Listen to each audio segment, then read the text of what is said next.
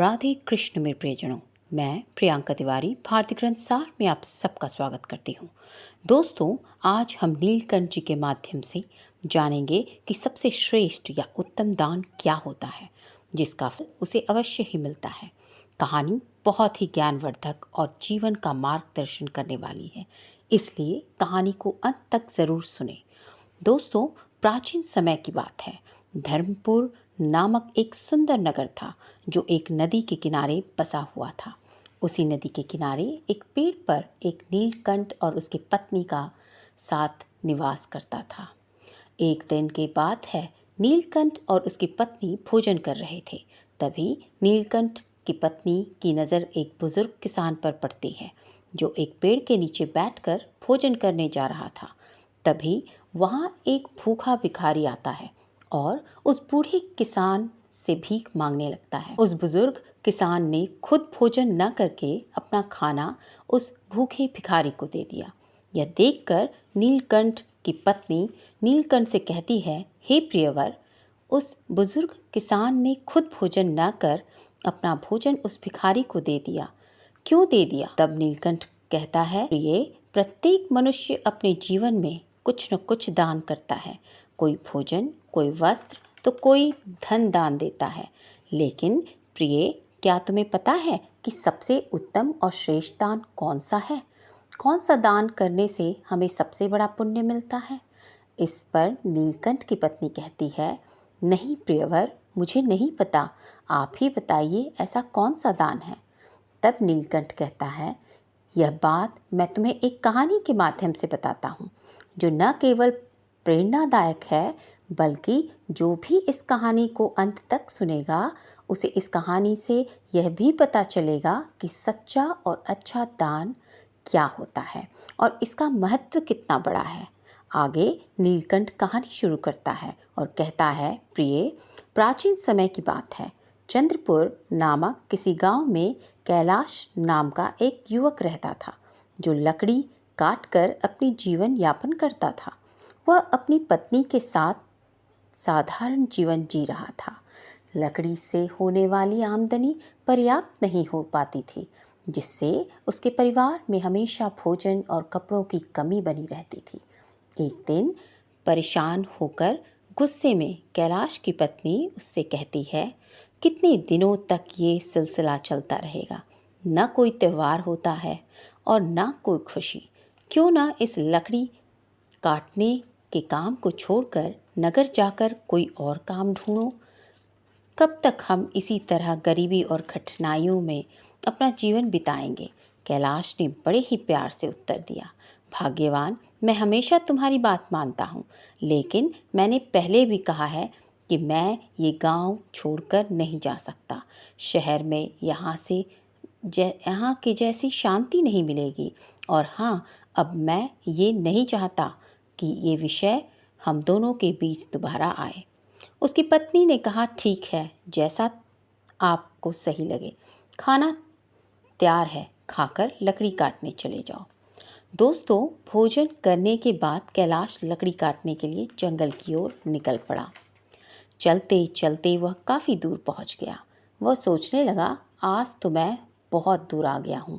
मुझे एक बड़ा पेड़ चाहिए जिससे आज अच्छी आमदनी हो जाए, लेकिन ऐसा कोई बड़ा वृक्ष नज़र नहीं आ रहा। वहाँ एक पेड़ था, लेकिन छोटा है, पर चलो कोई बात नहीं, आज के लिए इसी से काम चला लेता हूँ। कैलाश ने वो पेड़ काटा और सिर पर लकड़ी का गट्ठर रखकर नगर की ओर बेचने के लिए निकल पड़ा। लेकिन नगर पहुँचने पर उसने देखा कि लकड़ी खरीदने वाला कोई नहीं था। वह सोचने लगा कि आज क्या ये सारी लकड़ियाँ मुझे घर ले जानी पड़ेगी। तभी रास्ते में एक पंडित ने उसे आवाज़ लगाई, सुनो, लकड़ी बेचने वाले, इधर आओ, ये लकड़ियाँ कितने की हैं? कैलाश ने कहा, पंडित जी, आपको सारी लकड़ियाँ चाहिए या आधी? अगर सारी चाहिए तो कम दाम में ही दे दूंगा। पंडित ने कहा, मुझे सारी लकड़ियाँ चाहिए, लेकिन तुम्हारे बताए गए दाम पर नहीं, मैं सिर्फ अपने दाम पर ही ले सकता हूँ। कैलाश ने थकान भरे स्वर में कहा कि फिर तो ये लकड़ियाँ बहुत सस्ती हो जाएंगी। चलिए फिर भी दे दीजिए, क्योंकि मैं पहले से ही बहुत थक चुका हूँ। पंडित ने 60 रुपए देते हुए कहा, ये लो और लकड़ियाँ यहाँ रख दो। वैसे तुम भूखे लग रहे हो, क्या कुछ खाना खाओगे? सब तैयार है, खाना खाकर ही जाना। कैलाश ने कहा, मुझे भूख तो बहुत लगी है, लेकिन मैं अगर खाऊंगा तो आपके लिए ये खाना नहीं बचेगा। रहने दीजिए, मैं घर जाकर खा लूँगा। पंडित मुस्कुराते हुए बोले, चिंता मत करो, यहाँ इतना खाना है कि 20 लोग और खा सकते हैं। जब भी भूख लगे यहाँ आ जाया करो। कैलाश ने पूछा, क्या आप सभी को ऐसे ही खाना खिलाते हैं? पंडित ने उत्तर दिया, जब तक परमात्मा ने मुझ पर कृपा बना रखी है तब तक मैं ये करता रहूँगा, ये सब उनकी मर्जी है। कैलाश ने कहा, ठीक है, तो मैं आज खाना यहीं पर खाऊंगा। उस दिन कैलाश ने पंडित के घर पर पेट भर भोजन किया और धन्यवाद देते हुए बोला, पंडित जी, आप बहुत ही दयालु और नेक दिल इंसान हैं। ऐसा अच्छा काम करने में मैं आपकी मदद करना चाहता हूँ। अब से मैं लकड़ियाँ 60 रुपए में ही दिया करूँगा। पंडित ने कहा, बेटा सकुशल घर जाना। कैलाश ने काटी हुई सारी लकड़ियाँ पंडित को 60 रुपए में दे दी और घर की ओर निकल चला। घर पहुँचते ही उसकी पत्नी ने पूछा, इतनी देर क्यों हो गई? क्या आज लकड़ियों का अच्छा सौदा मिल गया? लाओ पैसे दो। कैलाश ने उत्तर दिया, देखो सौदा अच्छा तो नहीं था और केवल 60 रुपए का ही मिला, ये लो। उसकी पत्नी ने आश्चर्य से पूछा, क्या सच में तुम मुझे 60 रुपए दे रहे हो? मैंने सोचा था आज शायद 2 गुना कमा कर लाओगे, लेकिन तुमने तो आधे ही दिए हैं। इतनी देर तक तुम कहाँ थे, क्या कर रहे थे? तब कैलाश ने कहा, मैं लकड़ियाँ बेचने गया था, लेकिन खरीदने वाला कोई नहीं मिला। फिर पास के नगर में धर्मपाल नामक पंडित एक विद्वान के घर चला गया। उनके यहाँ जो भी जाता है वे उसे प्यार से भोजन कराते हैं। ऐसे लोगों के लिए हमें कुछ करना चाहिए। कैलाश की पत्नी ने पूछा, हमेशा खाना खिलाते हैं, फिर तो वे बहुत अमीर होंगे, नहीं तो इतने लोगों को खाना कैसे खिलाते हैं? तुमने उनकी मदद कैसे की? कैलाश ने कहा, वे उतने अमीर नहीं हैं जैसा कि तुम सोच रही हो। वे एक अच्छी भावना रखते हैं और उस नगर के मंदिर के पुजारी हैं। वे अपनी मेहनत की कमाई से ही सबको खिलाते हैं। मैंने उनकी मदद के लिए कहा कि मैं उनकी मदद के लिए हमेशा लकड़ियाँ 60 रुपए में ही काट कर दे दिया करूँगा। उसकी पत्नी ने कहा, क्या यह काफ़ी है? अगर तुम 2 गट्ठर लकड़ी नहीं काट सकते तो हर दिन 60 रुपए में घर कैसे चलेगा? मुझे बताओ। कैलाश ने उत्तर दिया, मैं अपनी हर तरह से कोशिश करूँगा और जो भगवान की इच्छा होगी वही होगा। आज मैंने उनके घर खाना खाया है, एक दिन तुम्हें भी वहाँ ले चलूँगा। इसके बाद कैलाश ने हर दिन जलाऊ लकड़ी काटने लगा और अपने वादे के मुताबिक हर दिन पंडित को केवल 60 रुपए में ही लकड़ियों को बेचा।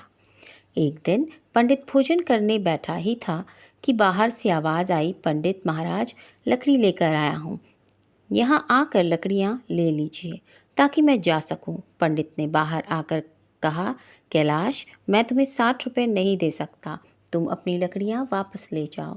कैलाश ने कहा, पैसे कल दे देना, लेकिन लकड़ियाँ यहीं छोड़ूंगा। मुझे बहुत भूख लगी है, क्या आप मुझे भोजन दे सकते हैं? वैसे भी आप सबको खिलाते हैं। पंडित ने मुस्कुराते हुए कहा, क्यों नहीं कैलाश, तुम पहले अपने हाथ पैर धो लो, तब तक मैं भोजन की व्यवस्था करता हूँ। पंडित ने घर के अंदर जाकर अपनी पत्नी से ये बात कही। उसकी पत्नी बोली, आपने ऐसा वादा क्यों किया? हमारे घर में खाने के लिए कुछ भी नहीं बचा है, सिवाय उस भोजन के जो मैंने आपको परोसा है। पंडित की पत्नी बोली, इस समय हम कैलाश को कैसे खिलाएंगे? सारा खाना खत्म हो चुका है, क्या आपको ये नहीं पता? पंडित बोले, अरे इसमें कौन सी बड़ी बात है, तुमने जो खाना परोसा है वह कैलाश के लिए पर्याप्त है। मैं सोच रहा हूँ कि आज उपवास कर लूँ। पंडित की पत्नी बोली, मुझे बताओ, तुम कितनी बार ऐसा करोगे? जब हमारे पास खुद के लिए भी पर्याप्त नहीं है, दूसरों के लिए इतना सब क्यों करते हो? ये सब कहाँ से आएगा? पंडित बोले, ईश्वर सब कुछ देते हैं, पहले कैलाश को भोजन परोस दो। दोस्तों, पंडित ऐसे ही लोगों को भोजन कराते थे, भले ही उनके पास स्वयं के लिए भी कुछ न हो। एक दिन कैलाश लकड़ी काटने जंगल गया। उसने सोचा, जंगल के किनारे के सारे सूखे पेड़ तो मैं पहले ही काट चुका हूँ, अब तो बचे हैं वे सब हरे पेड़ हैं। जंगल के अंदर जाना थोड़ा मुश्किल लग रहा है, मैं इससे पहले कभी इतना अंदर नहीं गया। यहाँ जंगली जानवर भी हो सकते हैं, अगर मुझे कुछ हो गया तो क्या होगा। यह सोचकर वह जंगल के अंदर डरते डरते भीतर चला गया। वह काफ़ी दूर निकल गया, लेकिन कोई सही पेड़ नहीं मिला। अचानक उसे एक बड़ा पेड़ दिखा।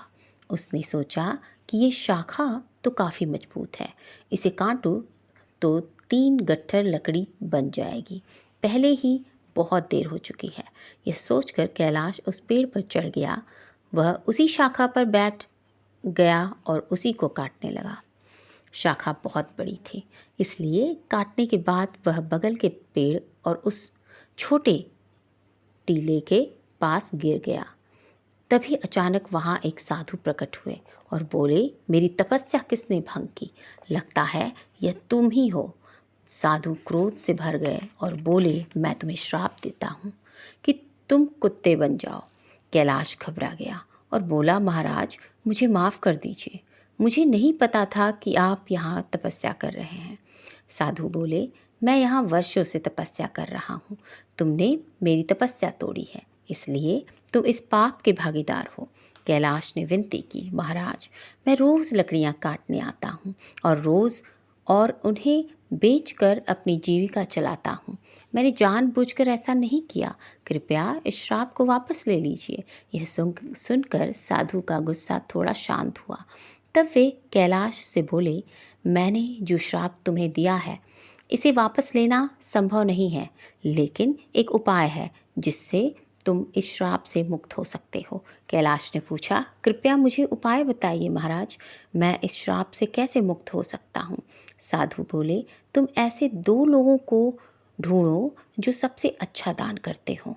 उनके खाने के बाद बचा हुआ एक भी दाना खा लेने से तुम्हारे श्राप का असर धीरे धीरे समाप्त हो जाएगा। जब तुम पूरी तरह सफ़ेद हो जाओगे तब इस श्राप से मुक्त हो जाओगे। कैलाश ने रोते हुए कहा, महाराज मैं अपनी पत्नी का सहारा हूँ, लकड़ियाँ बेचकर जो पैसे लाता हूँ उससे हमारा गुजारा होता है। अब जब मैं कुत्ता बन जाऊँगा तो अब मेरा क्या होगा? चिंता मत करो, ईश्वर मदद करेंगे। जब तुम्हारा श्राप टूटेगा तब तुम्हारा जीवन सुखी हो जाएगा, धन धान्य से भर जाएगा और तुम्हें हर कष्ट से मुक्ति मिल जाएगी। यह कहते हुए साधु वहाँ से चले गए। कैलाश साधु के श्राप के कारण कुत्ते में बदल जाता है। इसके बाद कैलाश श्राप से छुटकारा पाने के लिए यात्रा पर निकल पड़ता है। वह सोचने लगता है, जैसा साधु ने कहा, मुझे सबसे अच्छा दान देने वाले कहाँ मिलेंगे? मेरी समझ में कुछ भी नहीं आ रहा। हाँ, पंडित जी वो बहुत ही उदार और नेक दिल व्यक्ति हैं। अब मैं सबसे पहले उन्हीं के पास जाता हूँ। कैलाश कुत्ते के रूप में पंडित के घर पहुँचता है। पंडित अपनी पत्नी से कहते हैं, चलो अच्छा हुआ आज मैं किसी बाधा के सभी मेहमानों को भोजन खिला पाया। सच में भगवान की कृपा है। पंडित के भोजन कर लेने के बाद उनकी पत्नी ने बचे हुए भोजन को बाहर फेंक दिया। कैलाश कुत्ते के रूप में वहां पहुंचा और पंडित के बचे हुए भोजन को खा लिया। खाना खाते ही उसका आधा शरीर सफ़ेद हो गया। कैलाश खुशी से कहता है, मुझे पता था कि पंडित जी बड़े ही दयालु व्यक्ति हैं। मुझे आधे श्राप से मुक्ति मिल गई, लेकिन पूरी तरह मुक्त होने के लिए मुझे किसी और को ढूंढना होगा। ये सोचते हुए कैलाश आगे बढ़ता है। वह कहता है कि अगर मैं इस श्राप से मुक्त हो गया तो मैं सुख समृद्धि और शांति के साथ जीवन जीऊँगा। इतना कहकर कैलाश दूसरे व्यक्ति की खोज में निकल पड़ता है। एक दिन वह मोहन नाम के एक युवक को हल जोतते हुए देखता है। कैलाश कुत्ते के रूप में उसके घर के सामने बैठ जाता है। तभी रामू नाम का एक व्यक्ति वहाँ से गाय लेकर जाता है। वह कहता है कि मोहन बहुत ही नेक इंसान है, वो सिर्फ मुझे ही नहीं कई लोगों को गाय दान कर रहा है, ऐसे व्यक्ति को आशीर्वाद मिलना चाहिए। कैलाश यह सुनकर सोचता है, वाह, आज मुझे श्राप से मुक्ति मिल जाएगी। मोहन भी पंडित जी जैसे दयालु होंगे। अब देखता हूँ वह कब भोजन करते हैं। कैलाश वहाँ बहुत देर तक इंतज़ार करता रहा। मोहन ने जब भोजन किया और पत्तल को बाहर फेंक दिया तो कैलाश तुरंत उस पत्तल पर बचा हुआ खाना खा लेता है। लेकिन यह देखकर वह हैरान रह जाता है। वह कहता है, अरे, मेरे शरीर का रंग नहीं बदला। मोहन ने तो गाय का दान भी किया था, फिर भी ये क्यों नहीं हुआ? मुझे कुछ समझ में नहीं आ रहा। थोड़ी देर बाद कैलाश पंडित जी के घर के बाहर आकर बैठ गया। वहाँ उसने दो युवकों को बातचीत करते हुए सुना। पहला युवक बोला, अरे भाई, आज मोहन ने फिर गायों का दान किया। दूसरा युवक बोला, हाँ, वह चाहे कितना भी बड़ा दानी दिखे, लेकिन वह हमेशा नगर के बाहर वालों को ही बुलाकर दान करता है। सच जानोगे तो हैरान रह जाओगे, उसकी सारी गायें 2 महीने से ज़्यादा दूध नहीं देती। पहला युवक चौंक कर बोला, क्या? अगर वह ऐसा करता है तो उसे अवश्य ही पाप लगेगा। हमारे राजा की तरह कोई और नहीं कर सकता। वह एक महान दानी है। 1 हफ्ते से खाना बांट रहे हैं और कल आखिरी दिन अन्नदान के साथ वस्त्र दान भी करेंगे। राजा 1 हफ्ते से सबके साथ वहाँ खाना खा रहे थे। कभी उनके जैसा परोपकारी देखा है कहीं? अरे, यह तो कुछ भी नहीं। उन्हें हमारे नगर में अच्छी सड़कें बनवाई है, हर जगह कुएं और तालाब खुदवा दिए हैं। सच में उन्होंने हमारे लिए बहुत कुछ किया है। ऐसा धर्मात्मा मैंने कहीं नहीं देखा। यह बातें सुनकर कैलाश बहुत खुश हुआ और उसके मन में विचार आया कि चलो, अब तो यह तय है कि मुझे मेरे श्राप से मुक्ति मिल जाएगी। मुझे तुरंत राजा के पास जाना चाहिए। वे राजमहल में नहीं बल्कि लोगों के साथ खाना खा रहे हैं। इस अवसर का लाभ उठाना चाहिए। अगले ही दिन कैलाश उस जगह पहुंच गया जहां राजा भोजन कर रहा था। वहां उसने राजा को कपड़े बांटते हुए देखा। वह सोचने लगा, राजा कितने महान हैं। वे भोजन देने के साथ साथ वस्त्र भी बांट रहे हैं। मैं जिन लोगों को ढूंढ रहा था, निश्चय ही यह वही व्यक्ति है। मुझे उनके भोजन के बाद इंतज़ार करना होगा। राजा के भोजन करने के बाद सैनिक उस पत्ते को बाहर फेंक देते हैं जिसमें राजा ने खाना खाया था। यह देखकर कैलाश वहां गया और उस पत्तल में बचा हुआ खाना खा लिया।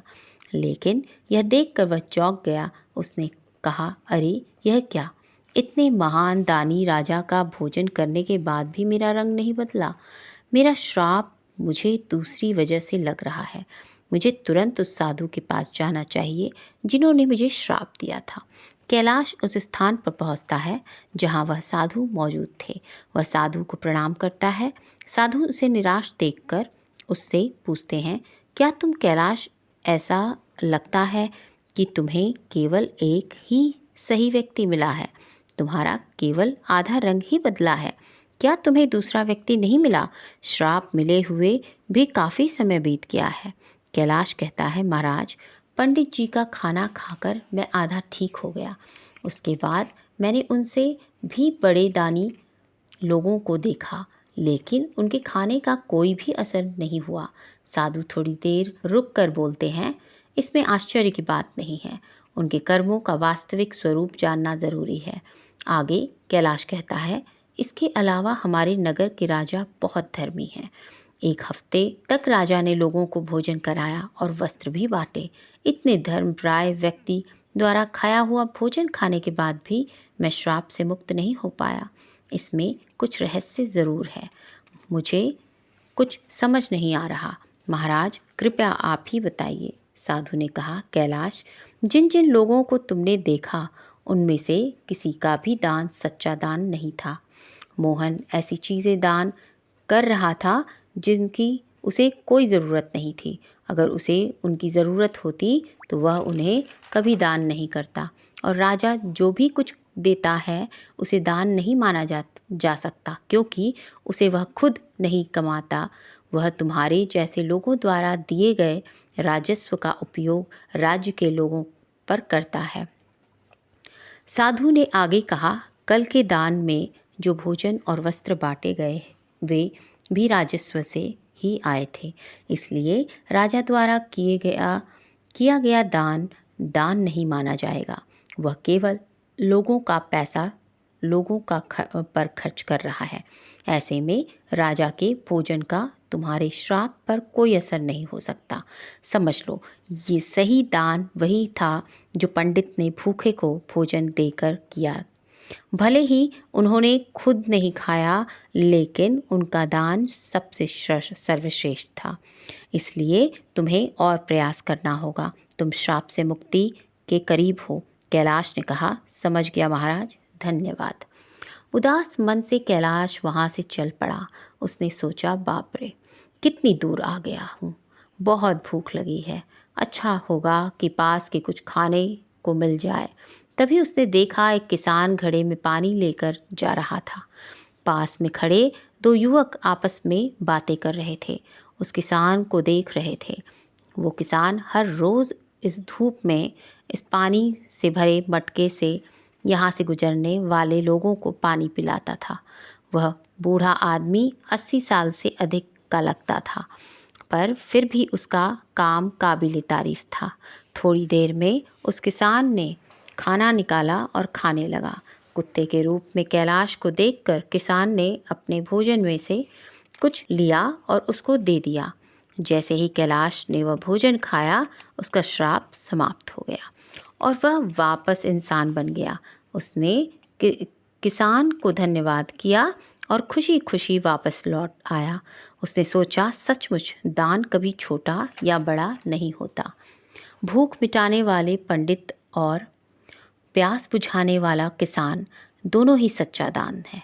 सबसे अच्छा दान वही है जो निस्वार्थ भाव से दूसरों की मदद के लिए किया जाए।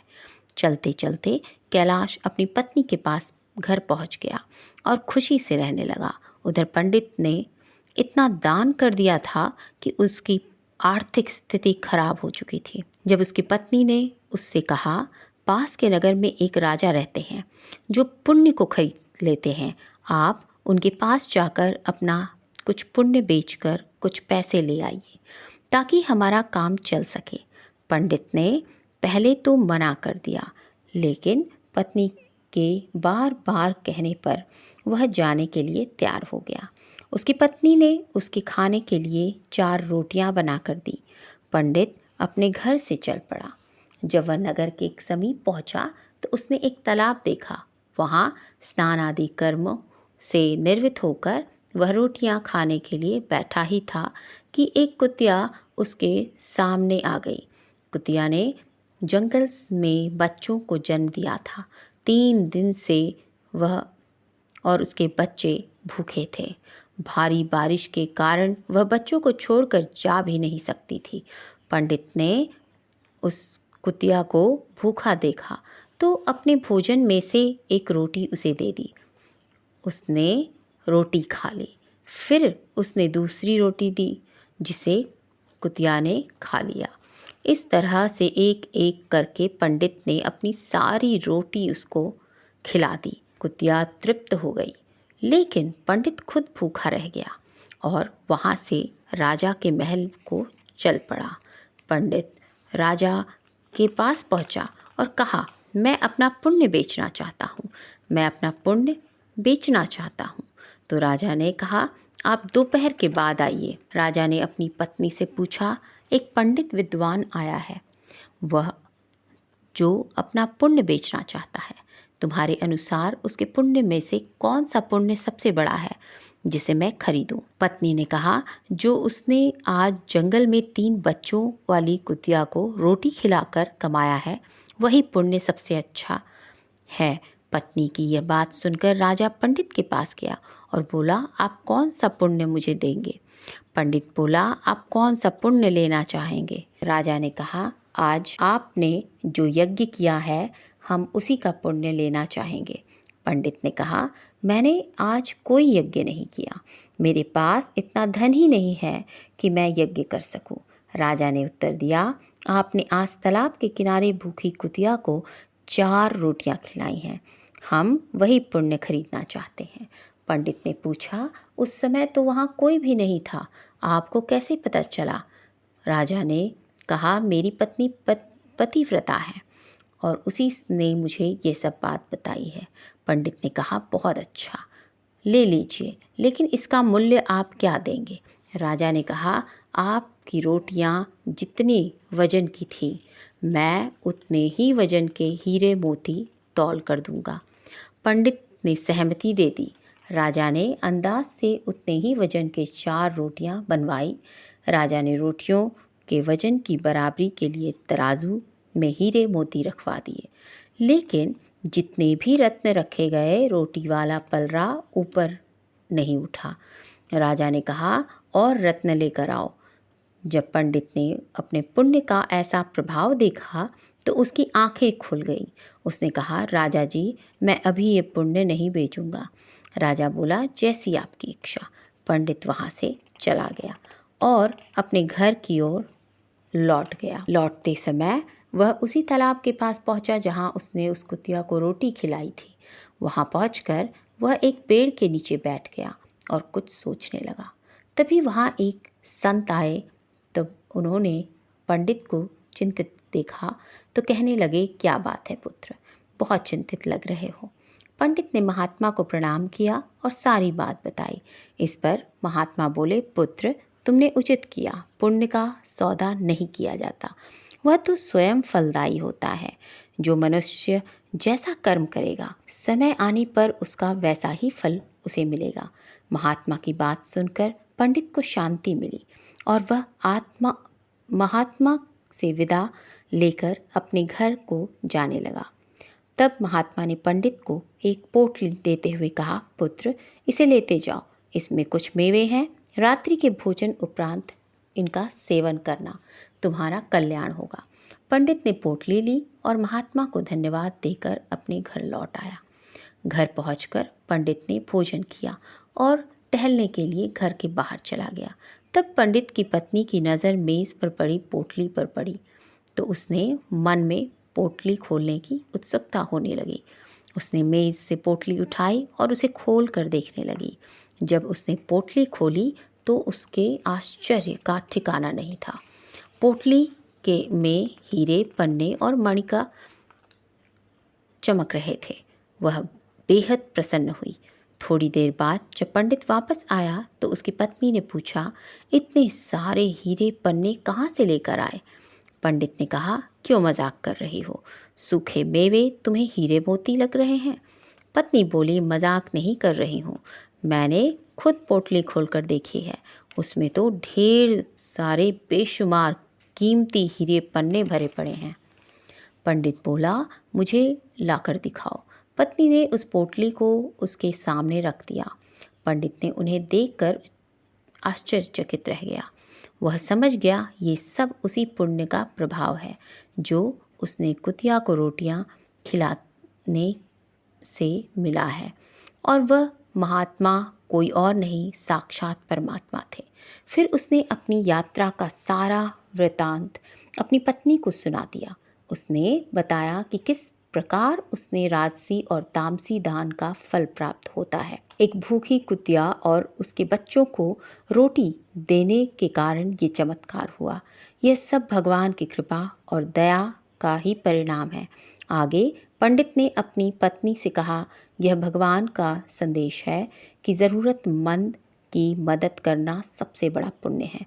जो व्यक्ति दुखियों और अभावग्रस्त लोगों की सहायता करता है उसे ईश्वर अनंत गुना फल प्रदान करते हैं। दोस्तों, आज के समय समाज में कई लोग दान सिर्फ अपने मान, सम्मान और प्रतिष्ठा के लिए करते हैं। दिखावे के दान से ना तो सच्चा पुण्य मिलता है और ना ही इसका कोई दीर्घकालीन प्रभाव होता है। दिखावे का दान कभी भी व्यक्ति को अहंकार की ओर ले जाता है। दान हमेशा निस्वार्थ भाव से होना चाहिए। जैसे इस कहानी में पंडित ने अपनी भूख की परवाह किए बिना कुतिया और उसके बच्चों को 4 रोटियां दी। उसने सोचा भी नहीं था कि उसका यह छोटा सा त्याग इतना बड़ा फल देगा। दोस्तों, इसी तरह यह कथा हमें यह भी बताती है कि ज़रूरतमंद की सहायता करने का असली अवसर वही होता है जब वह वास्तव में संकट में हो। आपदा के समय दिया गया थोड़ा सा सहयोग भी अनमोल हो सकता है। यह न केवल ज़रूरतमंद व्यक्ति के जीवन को बदलता है, बल्कि देने वाले के जीवन में भी सकारात्मक परिवर्तन लाता है।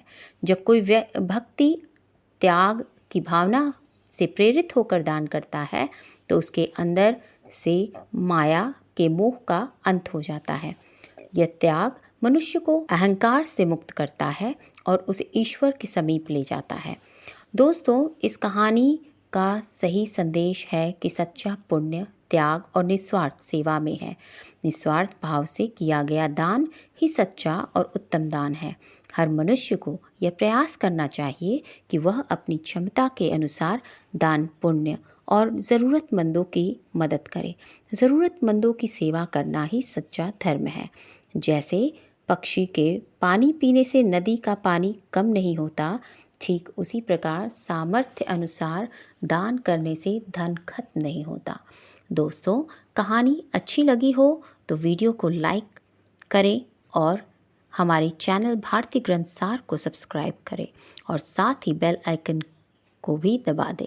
मिलती हूँ आपको एक और नई वीडियो के साथ। धन्यवाद। जय श्री राधे कृष्ण।